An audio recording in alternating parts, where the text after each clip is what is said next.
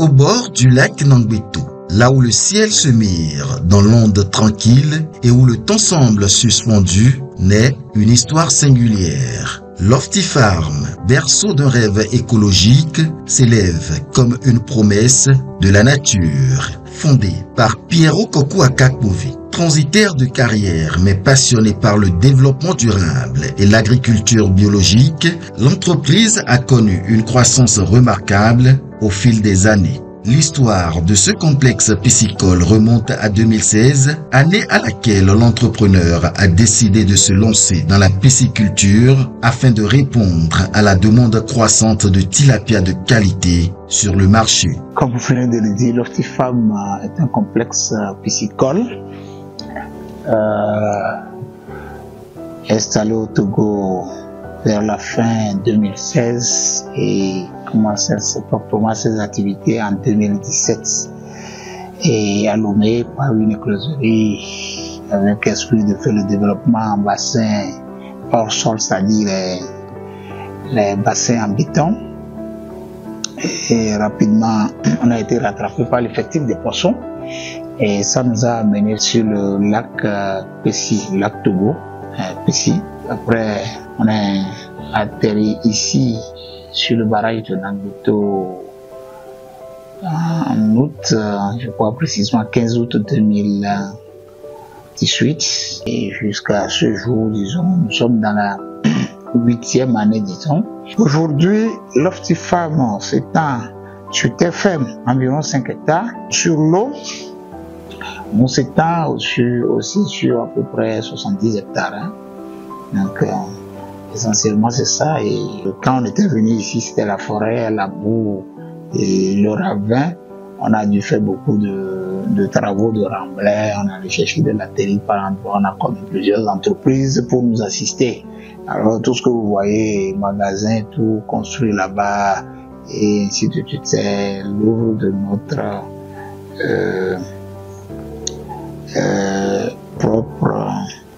de nos propres efforts. L'aventure, qui a initialement pris racine dans une simple vision audacieuse de production piscicole durable, s'impose désormais comme un acteur majeur du secteur. À Lofty Farm, l'on maîtrise l'intégralité de la chaîne de valeur, de l'alevinage méticuleux à une distribution rigoureuse, en passant par l'élevage et la transformation. Ici, des experts aquacoles travaillent d'arrache-pied pour créer des formulations de nourriture bio riches en nutriments et surtout exemptes d'additifs chimiques. Cette attention portée à l'alimentation est essentielle pour produire un tilapia de haute qualité aux consommateurs. Nous travaillons essentiellement avec les produits locaux. Et je voudrais parler des céréales de la place, le soja, le maïs. On a un centre d'asticoterie qui nous donne des larves. Il y a de ces petits trucs qu'on cherche pour composer l'aliment nous-mêmes, qu'on envoie nourrir nos poissons. D'ailleurs, bientôt, si vous voulez avec votre permission, ils vont jeter quelques perles, vous allez voir comment ça se passe. Alors, par rapport à notre taille de production, ça nous amène à nous installer nous-mêmes et propre à nous des tunnels de sugération, la chaîne de foie. Ce que on a fait et que aujourd'hui facilement nous sortons 15 tonnes de poissons en 24 heures parce que le tunnel fait 5 tonnes en 6 heures de temps et on fait des stocks tampons pour la nuit et après on reverse dans le tunnel pour faire les 15 tonnes avant les 24 heures de chaque jour.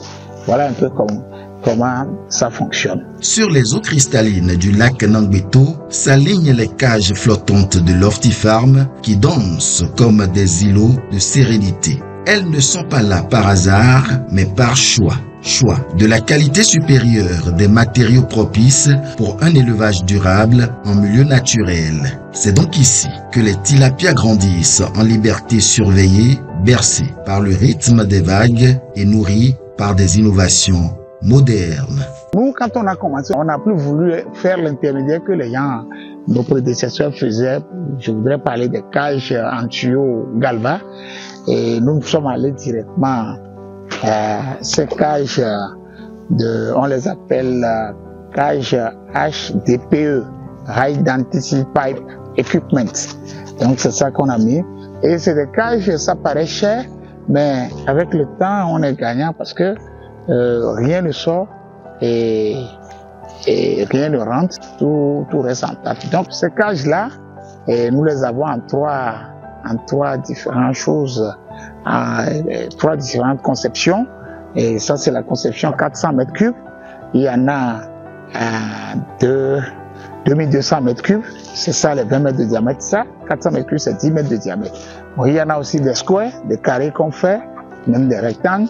Carrés, rectangles, on les met dans le même panier parce que eux, ils n'ont pas de bras. Les deux sortes, 2200 et 400 mètres cubes, eux, ils ont deux bras. Vous voyez que vous convenez avec moi que le filet est monté à 1 mètre de haut. Quand le filet est à 1 mètre de haut, et en bas, ça fait 5 mètres. Donc, pour tout reptile, essentiellement les caïmans, crocodiles et autres, ils ne peuvent pas rentrer facilement dans les cages. Ils ne pourront même pas oser à rentrer dans ces cages. Mais maintenant, quand vous allez à ces 6 mètres sur 6 mètres, c'est des cages flottantes. La flottabilité se fait avec les tonneaux de 250 litres qu'on met après les tuyauteries là. Confection des tuyauteries, on met les trucs flottants dessous. En clair, ça veut dire que pour ces cages installées, vous pouvez les utiliser jusqu'à 15 ans. Donc, on conseille du coup, c'est le cage High Density Pipe Equipment. Spécialisé dans la production de tilapia entièrement bio et naturel, Lofty-Farm ne se contente pas de proposer des tilapias standards. Il s'engage également à introduire sur le marché des tilapias rouges, une véritable merveille de la nature. Selon les exigences de clients, on a commencé par développer une autre souche qui est le tilapia rouge. C'est toujours une liticulos. Ça donne aussi bien. On a déjà fait une première sortie. C'est toujours le rouge ici, 391 grammes en permis. Et d'ici 3 semaines, on va pêcher ça. Il y a 20 000 dedans. Ouais. Ils sont en train d'apporter d'aliments. Eux, ils ne se gênent pas, ils ne sont pas trop gourmands. Pour la distribution et la commercialisation de ces poissons, Lofty-Farm a su développer des stratégies et des canaux de vente qui lui permettent d'écouler ses produits en temps réel. Mais elle tient par ailleurs à reconnaître et à saluer les efforts du gouvernement togolais ainsi que l'engagement du chef de l'État dont le soutien a été déterminant. Jusqu'en mars, fin mars et un peu plus, rentrant légèrement dans avril, on était souffrant de distribution. Donc on était handicapé en quelque sorte financièrement. Mais depuis que notre État a pris sur lui de fixer un quota d'achat de produits locaux par les importateurs avant toute importation, le problème est réglé. Et ce quota est fixé à 10%. Du coup, l'applicabilité a été très compliquée, mais quand ça a pris, nos produits ne tardent plus dans l'eau. On ne garde plus les produits sous le bois sans trouver de marché. Bien sûr, il y a d'autres canaux de vente. Des petits canaux qu'on exploite en l'occurrence. Nous-mêmes, nous avons des ventes mobiles en ville, des points de vente et on a des partenaires qui prennent nos poissons, qui le font 2 fois par semaine. D'autres viennent du Bénin éventuellement. Ce que je dis concernant les importateurs, c'est des poissons surgelés. Nous avons des poissons frais qu'on fait à chaque fois et c'est par ces petits canaux-là qu'on arrive à distribuer ça. Ça nous aide à tenir nos petites dépenses. Au-delà de son modèle économique, Lofty-Farm assume pleinement sa responsabilité sociétale. L'entreprise joue un rôle crucial dans le développement économique de Nongbeto en offrant des emplois stables et bien rémunérés à la population locale. Mieux, Lofty-Farm soutient activement les initiatives communautaires en investissant notamment dans l'éducation et la santé, renforçant ainsi les tissus sociaux environnants. Autant de pierres posées pour construire un monde plus juste et plus uni. Quand on était ici, c'était la brousse, il n'y avait pas de cette communauté qu'on vit aujourd'hui. Les gens étaient là avant nous, mais pas en face ni à côté comme on le sent aujourd'hui. C'était un petit village qui représentait rien du tout, mais avec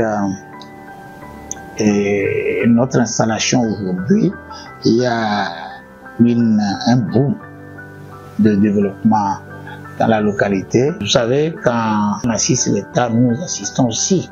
Et cette saison sèche, on a fait la route, on a fait le reprofilage de la route Nambeto, la cité à Aquaré.